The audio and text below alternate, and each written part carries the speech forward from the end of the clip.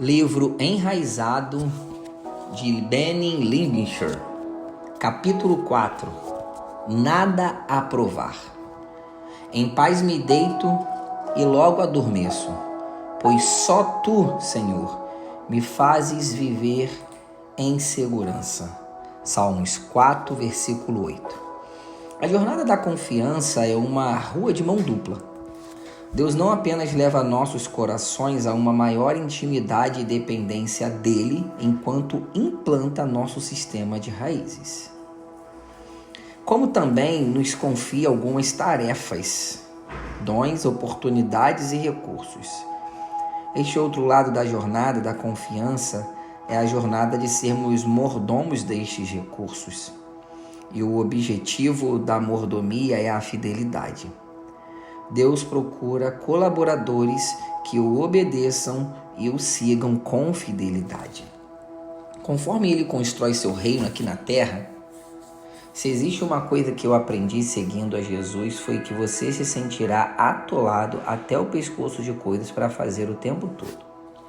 Por volta dos meus 20 anos, eu tinha certeza de que a sensação de estar atolado de coisas diminuiria com o tempo, mas isto ainda não aconteceu. Deus continua a aumentar o peso daquilo que Ele me pede para administrar e a requerer mais crescimento em minha vida. O peso daquilo que Deus nos confia pressiona nossa vida com uma pressão desconfortável. Como o meu mentor Bill Johnson diz, Deus não está interessado no seu conforto, Ele está interessado no seu crescimento. A razão por Ele ter nos deixado um consolador é porque sabia que seríamos levados a situações desconfortáveis. A questão não é se enfrentaremos desconfortos no processo ou não, mas como devemos responder a estas pressões. Deus sempre estará convidando, impelindo e desafiando você a maiores níveis de fé e descanso. É importante saber que existem dois tipos de pressão que você encontrará no processo de crescimento. Uma delas vem de Deus, a outra não. É possível conhecê-las, dependendo da direção a que cada uma delas o empurra. Deus sempre estará convidando, impelindo e desafiando você a maiores níveis de fé e descanso. O inimigo, porém, sempre o empurrará para lutas desnecessárias e medo, incentivando-o a tentar fazer as coisas com seu próprio esforço e sabedoria. Em seu tempo, encontraremos fé no descanso, e o inimigo fará de tudo para que você ceda à sua pressão e saia do descanso. Aprender a resistir às pressões que não vêm de Deus é essencial para uma mordomia fiel. Dormindo na tempestade. Em Marcos 4, versículo do 35 ao 40, vemos uma das melhores descrições sobre o que significa viver em fé e descanso, a saber, Jesus dormindo no barco durante uma tempestade assombrosa. Naquele dia, ao anoitecer, disse ele aos seus discípulos: "Vamos atravessar para o outro lado." Deixando a multidão, eles o levaram no barco, assim como estava. Outros barcos também o acompanhavam.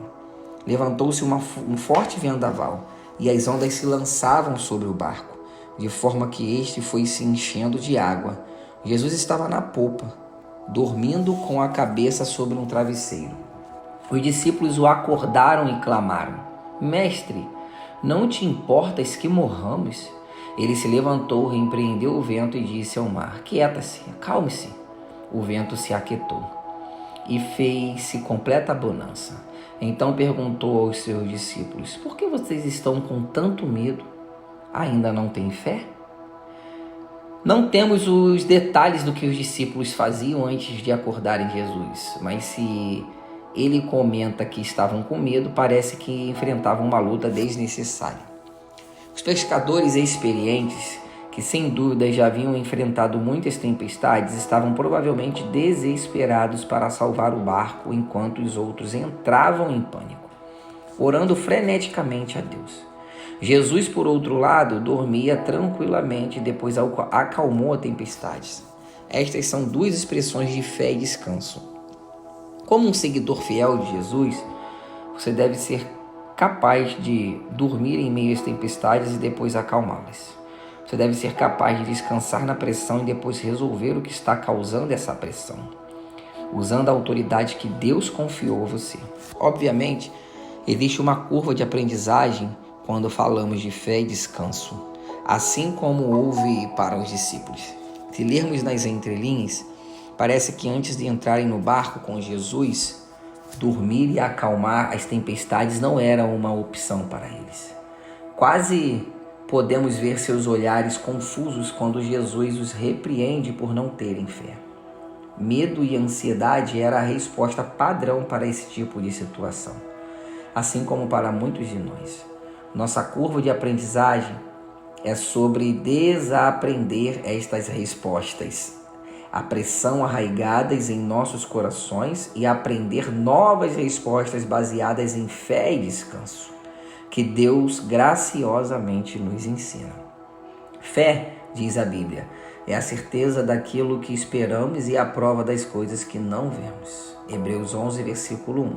Então, quando se trata desta jornada de nos tornarmos mordomos fiéis, o que é que devemos esperar para termos a confiança para enfrentar tempestades como Jesus enfrentou? Deixe o Senhor construir a casa. Primeiramente, precisamos ter esperança na promessa de que Deus construirá a nossa casa. Completar a visão que Ele colocou em nossos corações de produzir frutos duradouros, impactar pessoas e entrar na plenitude daquilo que Ele nos criou para sermos. No Salmo 127, versículo 1 diz: se não for o Senhor o construtor da casa, será inútil trabalhar na construção. Isto não implica que não haja trabalho a ser feito por nossa parte, mas sim que não ocupamos uma posição de liderança neste projeto. Deus é o arquiteto, o patrocinador, o dono, o mestre de obras, a equipe de construção e praticamente todo o resto. Nosso papel é sermos colaboradores de Deus enquanto Ele constrói em nós e a nossa visão. Existe um lugar de descanso onde entramos quando entendemos que Ele está construindo nossa casa. Se você achar que é você que está construindo, acabará com medo e ansioso. O Senhor insistiu comigo com esse assunto no começo do meu ministério. Ele constantemente me dizia para me afastar e deixar que Ele construísse meu ministério. O Senhor também me mostrou um princípio nas Escrituras sobre a natureza do esforço humano e o que isto produz em nossas vidas. Estes esforços pertencem ao que a Bíblia chama de domínio da carne.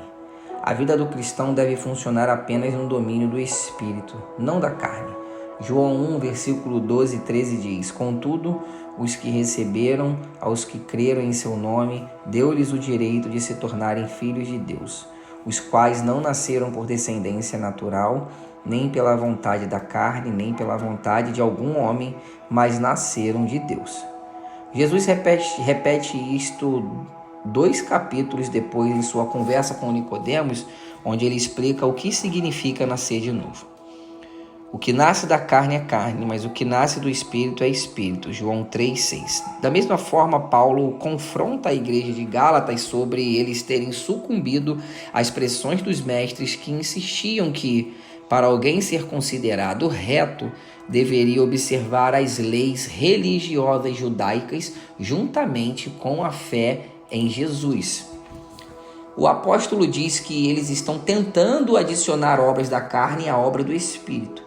Ele insistiu com eles assim como o Senhor insistiu comigo. Será que vocês são tão insensatos que, tendo começado pelo Espírito, querem agora se aperfeiçoar pelo esforço próprio? Gálatas 3:3. A versão da Bíblia Mensagem coloca desta forma: permita-me perguntar, como começou a nova vida de vocês? Foi resultado do esforço para agradar a Deus? Ou foi por terem aceitado a mensagem de Deus? Pretendem continuar com essa loucura? É preciso perder o juízo para pensar que é possível completar por esforços próprios aquilo que foi iniciado por Deus. Vocês não foram capazes o bastante para completar a obra de Deus? Acham que podem aperfeiçoá-la? Gálatas 3, versículo 2 e 3, na versão A Mensagem. Aí está. Apenas pessoas loucas poderiam pensar que é possível completar por esforços próprios aquilo que foi iniciado por Deus. Mas é exatamente isto que fazemos quando cedemos à pressão de assumirmos a construção de nossas casas e tentamos fazer o que só Deus pode fazer acontecer.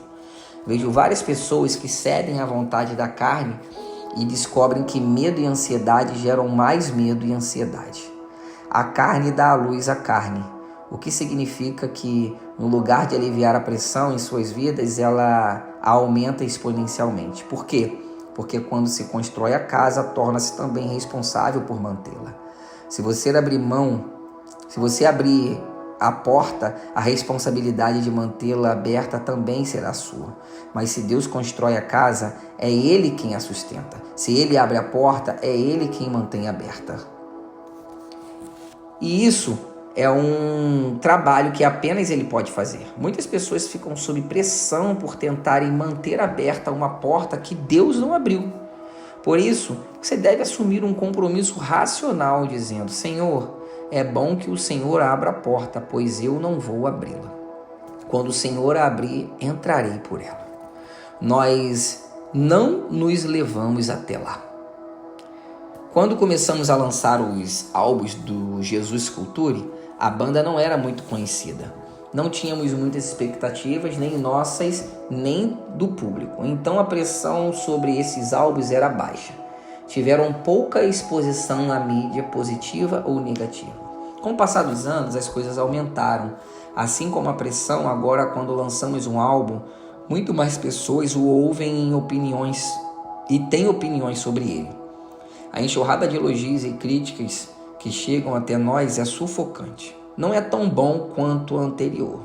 Só isso não me impressionou. Acho que eles estão vendidos. Eles só pensam em dinheiro agora. Sofremos muito mais pressões hoje em dia com relação a opiniões das pessoas. Se irão gostar ou comprar nossos álbuns do que sofremos com nossos primeiros trabalhos. Mas não importa quão intensa esta pressão se torne, eu sempre retorno ao mesmo lugar de descanso. Eu simplesmente me lembro de que não tenho ideias de como chegamos aqui, exceto por termos seguidos a Jesus. Porque eu me sentiria pressionado a fazer algo para me manter aqui, diferente do que fiz para chegar aqui. A banda Jesus Culture começou com uma equipe de louvor do grupo de jovens que eu pastoreava na igreja Bethel. Kim Walker, Chris Killala e Melissa Howe lideraram o louvor em nossas reuniões semanais e conferências de jovens. Começamos a encontrar Deus de forma muito significativa durante o louvor. E eu pensei, precisamos gravar isto. Conseguimos pôr isto em um CD para que pessoas encontrem a Deus. Precisamos pôr isso em um CD para que pessoas encontrem a Deus da forma que estamos encontrando? Gravamos nosso primeiro CD. E uma de nossas conferências, algumas pessoas compraram, o suficiente para nos encorajar a fazer de novo. Enquanto discutíamos o que deveria entrar no segundo álbum, um membro da equipe se aproximou com a ideia de gravarmos um DVD junto com o CD. Perguntei como faríamos isso e ele respondeu que precisaríamos apenas pedir algumas câmeras a alguns conhecidos. Então começamos a perguntar: oi? Alguém tem uma câmera? Uma pessoa disse: eu tenho uma XL. Outra pessoa tinha uma GL. E outra tinha uma câmera antiga de transmissão. Juntamos as três e filmamos o DVD do nosso segundo álbum, We Cry Out. Pessoas nos perguntaram: por que colocamos tantas músicas cover, regravações, em nossos primeiros álbuns? Colocamos porque essas músicas moviam nossos corações e levavam-nos a encontros com Deus. Não ligávamos para quem tinham escrito Bill Wilkerham, Wilson, Chris Tomlin, John Mark, Macmillan. Se nós encontrássemos Deus através de uma canção, queríamos que outras pessoas também experimentassem isto. Quando estávamos decidindo a lista de músicas que entraria no We Cry Out, Kim sugeriu uma música de John Mark e Macmillan, How He Loves. Pouco tempo depois que lançamos o CD e o DVD, ouvimos dizer que alguém havia posto o vídeo de Kim cantando How He Loves no YouTube. Não tínhamos sequer pensado em colocar nossas músicas no YouTube, pois nosso canal era mais para compartilhar vídeos caseiros daquela época, não a máquina de marketing global que é hoje. Algum tempo depois, alguém nos disse que How He Loves estava com 25 mil visualizações. Não acreditei. Aquele número me surpreendeu, mas ele acabou sendo o divisor de águas. How He Loves explodiu em todo lugar. Começamos a receber testemunho de toda parte do mundo. As pessoas não conseguiam parar de chorar quando assistiam. Amigos que não eram cristãos viam o vídeo e entregavam suas vidas a Jesus. Pastores os mostravam em suas congregações com exemplo de como a adoração deveria ser. Era tocado em conferências de liderança. Nós não tivemos parte em nada disso. Nunca tivemos uma reunião de marketing sobre o álbum. Nem mesmo a ideia de colocá-lo online partiu de nós. Deus usou outra pessoa para postá-lo. Nós não sabíamos o que estávamos fazendo. Era Deus quem estava construindo a casa.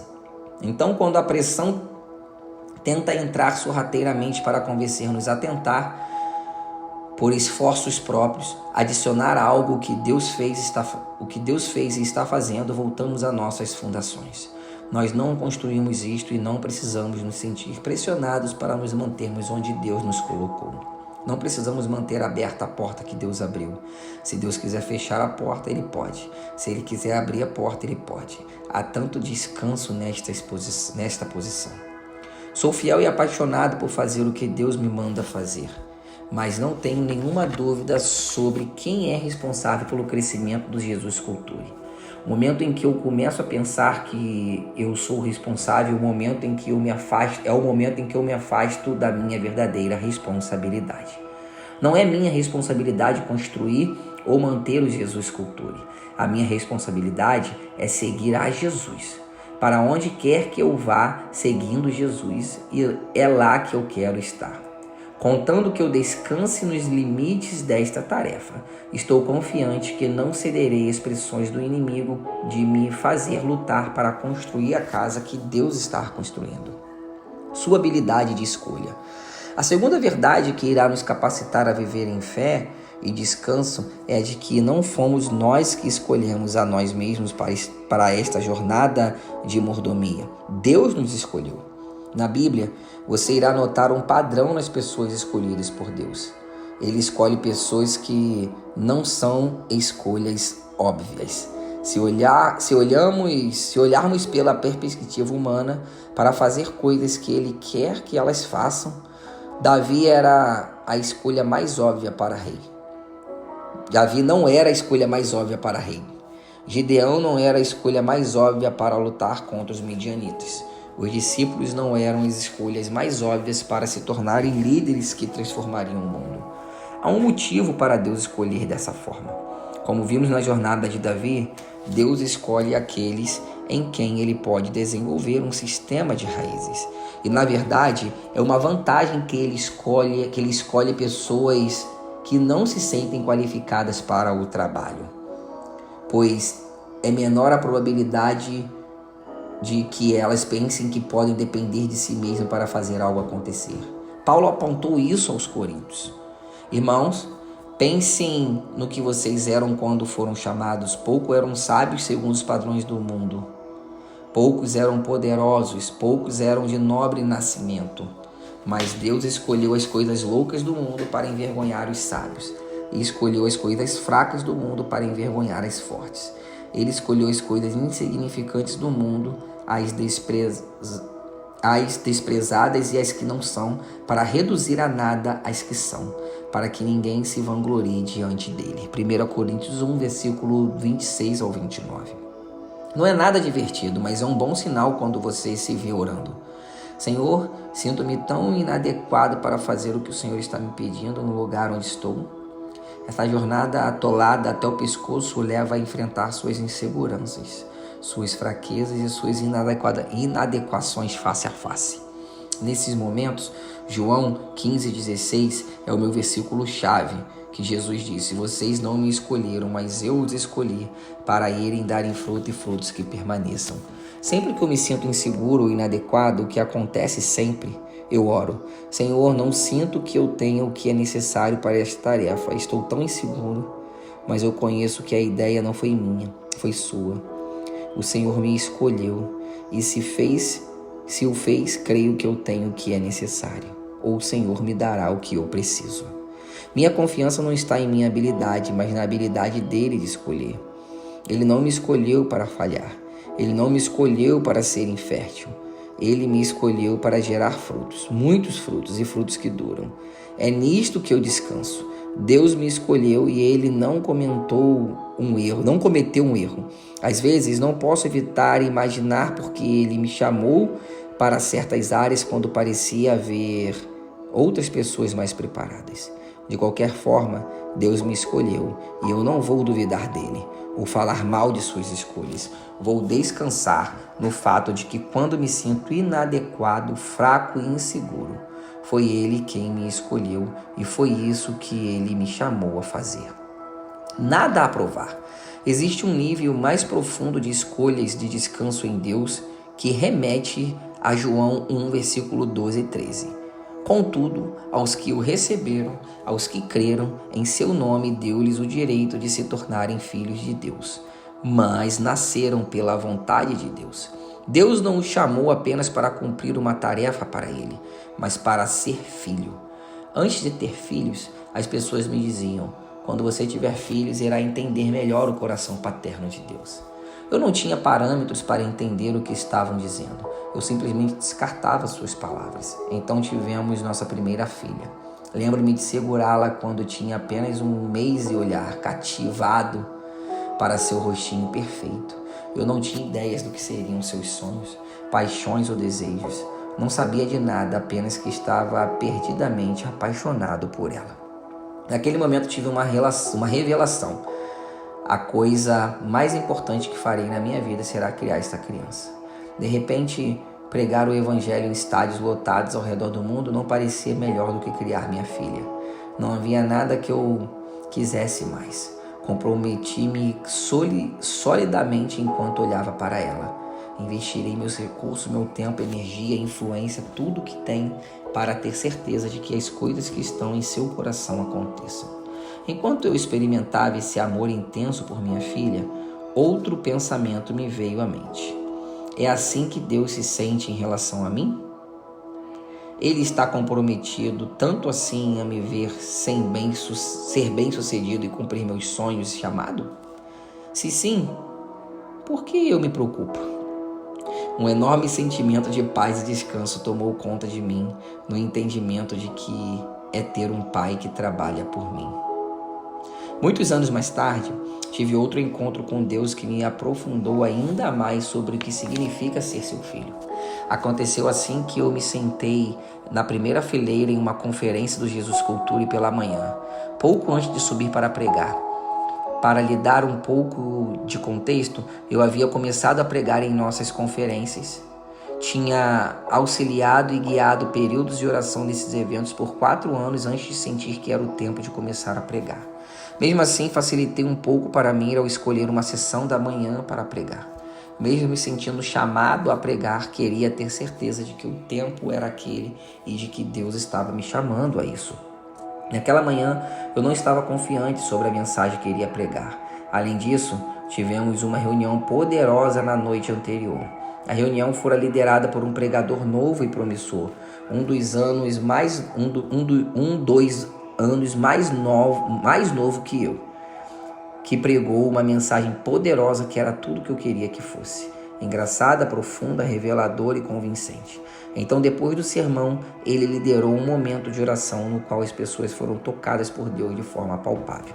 Neste dia, sentei-me na primeira fila com as mãos na cabeça, completamente estressado, orando: Deus, por favor, não deixe meu sermão ser ruim.